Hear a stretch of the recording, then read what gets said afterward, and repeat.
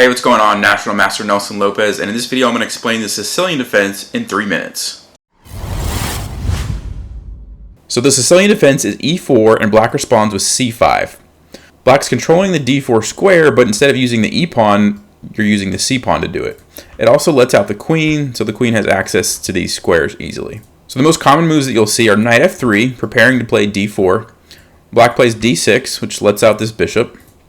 d4, captures, and now black would play knight to f6, threatening the e4 pawn, and white would defend it with knight to c3.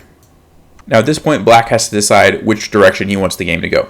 The most common move is a6. The idea is that a6 controls the b5 square, which you might want to do because white has 3 pieces that could potentially end up going there.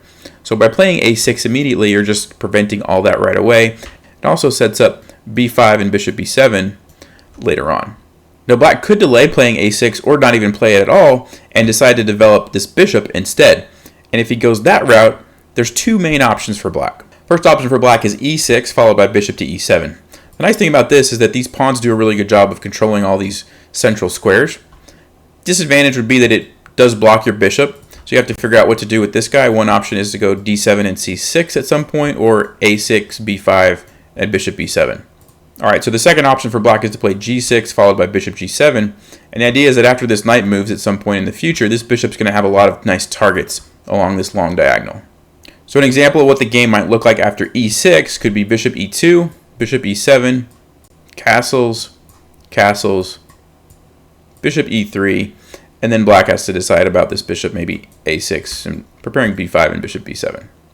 And after g6, you might get something like this, bishop e2, bishop g7, castles, bishop e3, and really the same kind of idea for black, probably a6 and either b5 or b6, and then bishop e7 is pretty common. Alright, I just flipped the board around, and as far as white is concerned, there's really 2 decisions that white has to make. The first one is where to put these bishops. You can go with very passive placement like bishop e2 and bishop e3, or you can be more aggressive with maybe bishop c4 and bishop g5, but that's going to depend a lot on what black is doing with his pieces as well. The other major decision that white has to decide is he going to castle kingside or queenside? Generally speaking, castling kingside is a little bit more safe, but castling queenside can lead to more exciting and tactical positions. That's because a lot of times black's going to castle kingside. So if you castle kingside, you're probably going to be matching him. If you castle queenside, you're probably going to be opposite of his king, which means the game's going to get pretty wild. And that's just because once you castle on opposite sides, he's going to start pushing his pawns to attack your king, and it would be a good idea for you to start pushing your pawns to attack his king. So as an example, let's say black plays a6, bishop e2, e6, bishop e3, bishop e7, queen d2, castles, and now like I mentioned, you really have this decision of which way you want to castle. Safer option is castling kingside. If you want things to get pretty wild, castling queenside and then pushing these pawns is an idea.